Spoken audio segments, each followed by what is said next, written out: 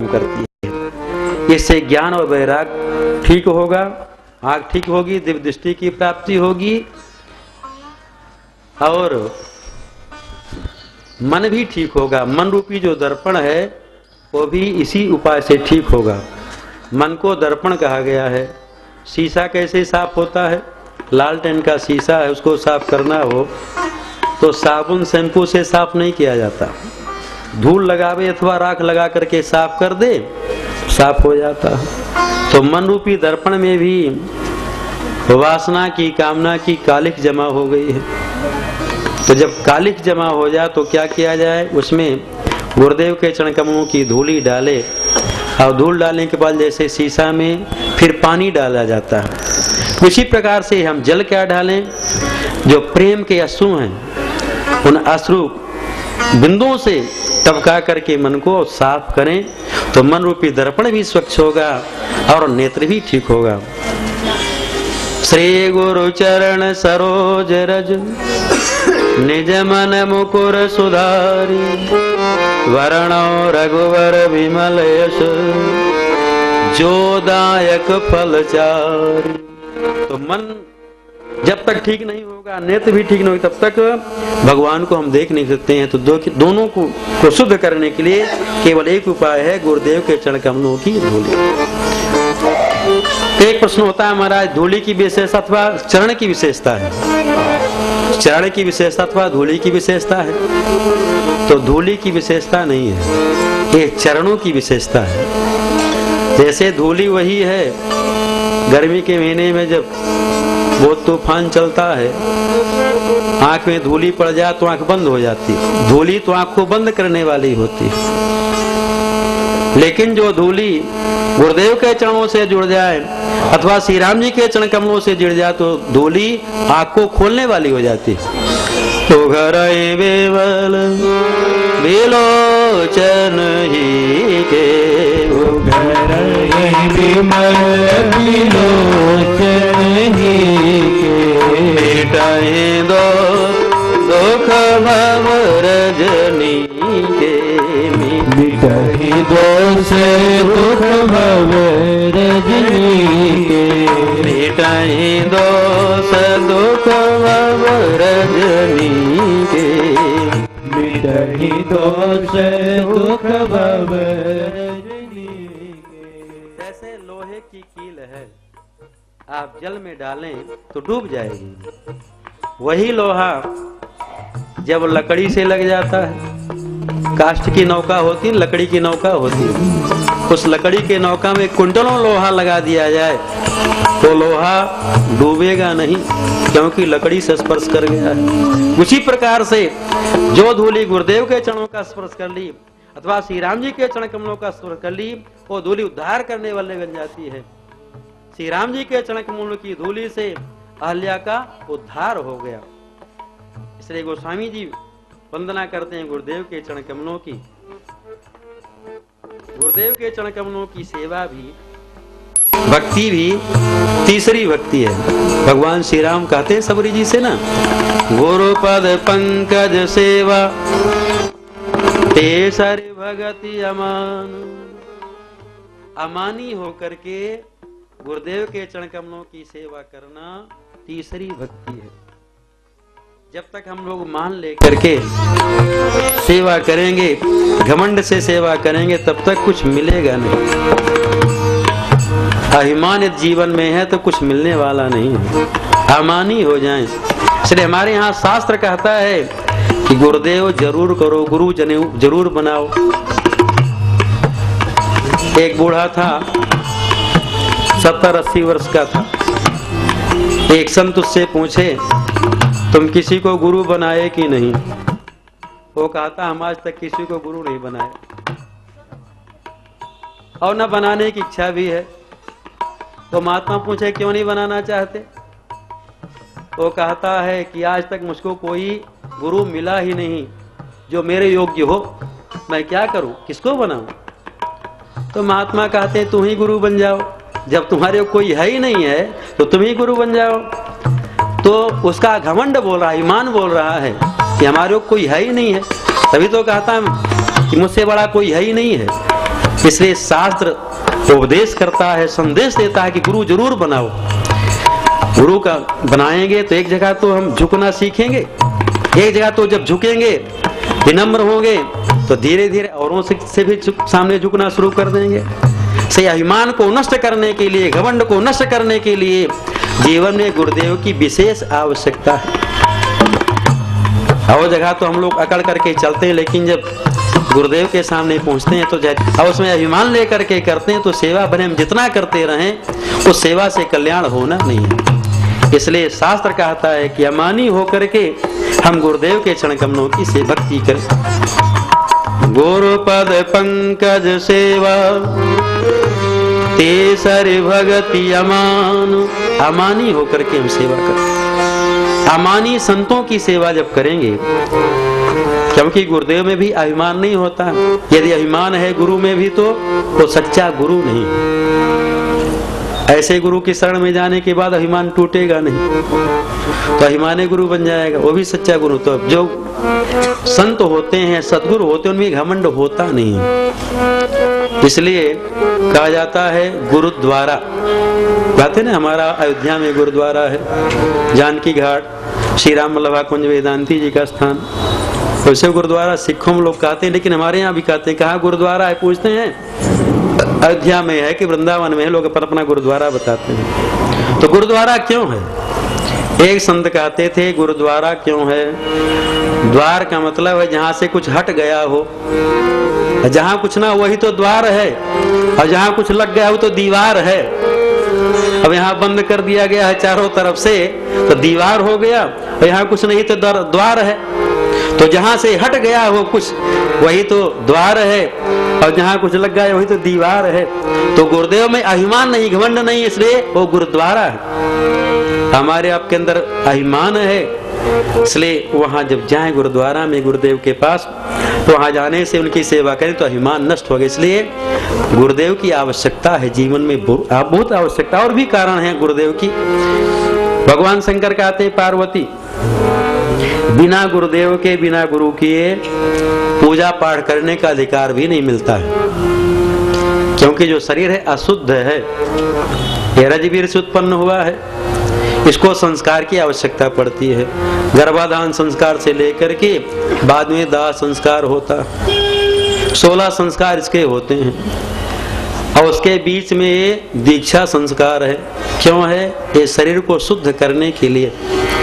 जब कान के रास्ते से भगवान का मंत्र हृदय में जाता है तो हृदय पवित्र हो जाता है, शरीर शुद्ध होता है, तभी पूजा पाठ करने का अधिकार प्राप्त होता। नहीं, अशुद्ध शरीर से हम लोग पूजा पाठ थोड़ी कर सकते हैं। बिना वर्दी के कोई सिपाही है, पुलिस में नौकरी करता है, मिलिट्री में, बिना वर्दी के जाए उसकी कोई लोग बात मानेगा। यहाँ ट्रैफिक ही रहता है, वर्दी लगा खड़ा रहता है, उसकी लोग बात मान लेते हैं, मिसिल बजाता, न हो तो गाड़ी अपना ले जाते हैं। तो ये पूजा पाठ करने का अधिकार प्राप्त होता है गुरु दीक्षा के द्वारा ही, शरीर शुद्ध होता है। एक कथा भक्तमाल में श्री नारद जी भगवान का दर्शन करने नित्य जाया करते थे। एक दिन श्री नारद जी गए, जब चले दर्शन करने के लिए तो उनके मन में कुछ प्रश्न हुआ। तो सोचते चले भगवान नारायण के पास जा रहे हैं, उत्तर पूछ लेंगे, समाधान करवा लेंगे। कि श्री नारद जी गए जब वैकुंठ में भगवान नारायण के यहाँ, भगवान नारायण का दर्शन करके बड़े प्रसन्न हुए और उनकी शंका भूल गई, इतना आनंद में मस्त हो गए, पूछना भूल गए। तो वहां से जब चल दिए, थोड़ी दूर आने के बाद विचार करते, मेरे मन में शंका थी, भगवान से पूछना था, भूल गया, तो चलो दूर तो आए नहीं, चलते हैं, चल के पूछ लेते हैं। श्री नारद जी महाराज लौटे अपनी शंका का समाधान करवाने के लिए भगवान के पास। वहां जब पहुंचे वैकुंठ में भगवान नारायण के यहाँ, तो जहाँ पहले नारद जी बैठे थे आसन बिछा था, वहाँ आसन उठा दिया गया था। अब वहां पर पोंछा लगवाया जा रहा था, धुलाई पुछाई हो रही थी। अब नारद जी के मन में दूसरी शंका उत्पन्न हो गई। नारद जी हाथ जोड़ करके पूछते हैं, जय जय प्रभु, यहाँ तो आसन बिछा हुआ था, एकदम सूखा था, क्यों धुलाई पुछाई हो रही है? भगवान नारायण कहते हैं, नारद, जहाँ तुम बैठ जाते हो ना, वहाँ शुद्धि हो जाती है। नारद जी कहते हैं पर इतना मैं अशुद्ध हूं कि मेरे बैठने से अशुद्धि हो जाती। भगवान कहते हैं हाँ नारद तुम अशुद्ध हो। नारद जी पूछते हैं क्यों, क्या कारण है? भगवान नारायण कहते हैं नारद अभी तुम किसी को गुरु नहीं बनाए हो, किसी से गुरु दीक्षा नहीं लिए हो, भगवान का मंत्र नहीं से तुम्हारा शरीर ये शुद्ध है। तो तुम जहाँ बैठते हो वहाँ शुद्धि हो जाती है, वैकुंठ में आकर बैठते हो यहाँ भी शुद्धि हो जाती है। तो श्री नारद जी कहते हैं भगवान गुरु बनाया जाता है आपको प्राप्त करने के लिए, तो आप हमको मिल ही गए हैं, फिर हम क्यों गुरु बना? भगवान कहते हैं देखो नारद ये तुम्हारा भ्रम है, तुम जो सोचते हो मैं मिल गया हूं तो मैं मिला नहीं हूं। अरे दूर से आते हो दर्शन करके चले जाते हो।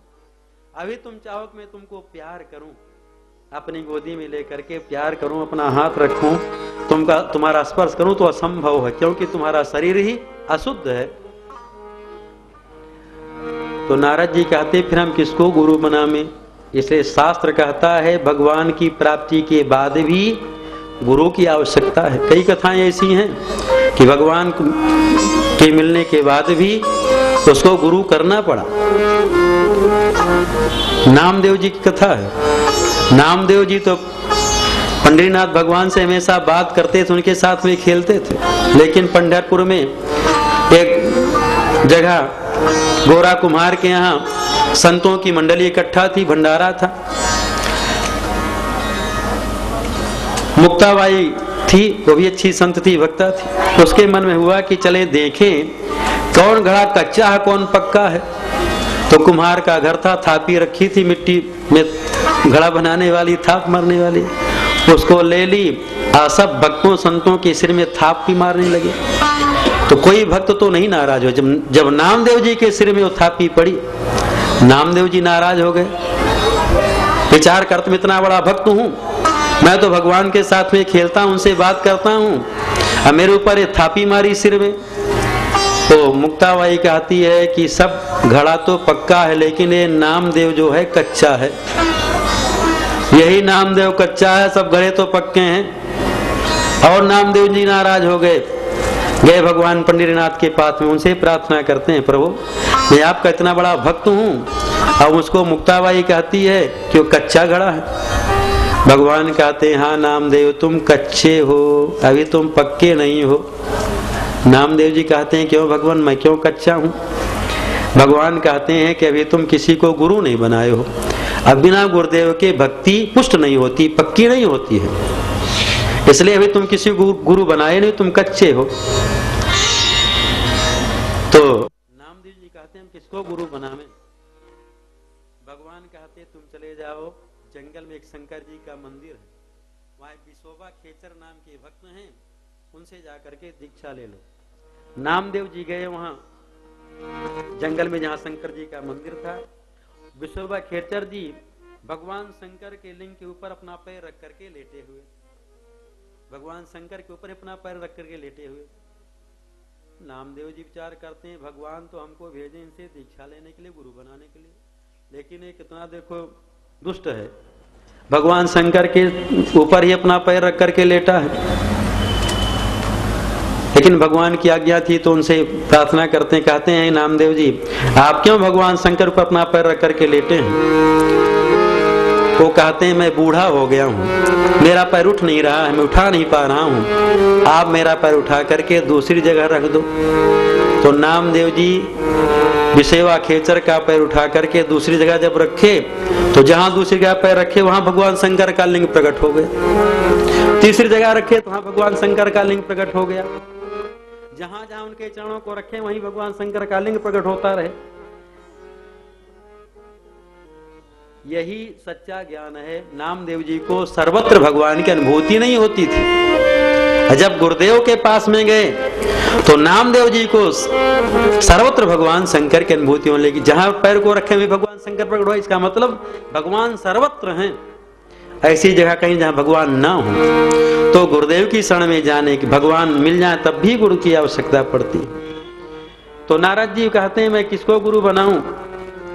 भगवान नारायण कहते हैं नारद जब तुम सुबह सो करके उठो, जगो, बाहर निकलो, जो सबसे पहले मिल जाए उसी को गुरु बना लेना। भगवान की आज्ञा थी। नारद जी जब सुबह जगे उठे, बाहर निकले तो एक मछुआरा जाल लेकर के मछली मारने जा रहा था। भगवान उस रूप में निकले, केवट के रूप में। भगवान की आज्ञा थी तो नारद जी उनको रोकते, कहते हैं गुरुदेव आप रुके, मुझको दीक्षा दे दे, मंत्र दे। नारद जी के प्रार्थना करने पर उनको चेला बना लिए, नारद जी को मंत्र दे दिए। अब नारद जी जब भगवान का दर्शन करने के लिए गए, भगवान आज बड़े प्रसन्न हुए और नारद जी को कोठा कपड़े से लगा लिए। कहते नारद तुम गुरु बना लिए ना? नारद जी कहते हाँ बना तो ले भगवान गुरु, लेकिन गुरु का जो स्वरूप था बड़ा विचित्र उनका वेश था।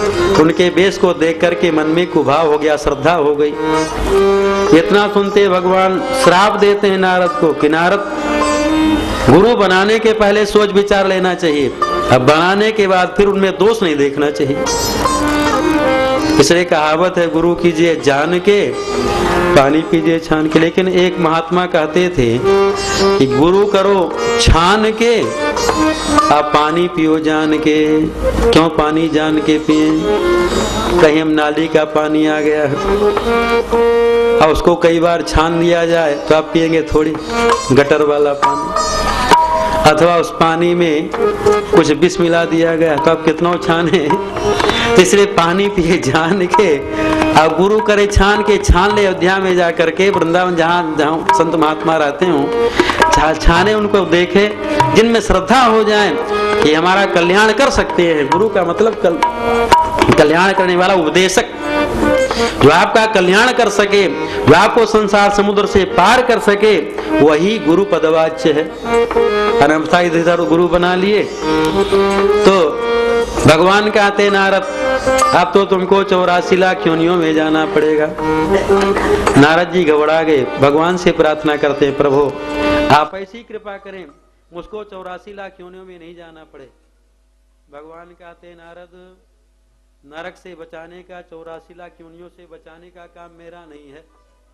एक काम तो गुरुदेव का, अपने गुरु जी के पास में जाओ, वही तुम्हारी रक्षा करेंगे। नारद जी आए भगवान के पास, गुरुदेव के पास, गुरुदेव से प्रार्थना करते हैं गुरुदेव मैं समझ नहीं पाया, भगवान मुझको श्राप दे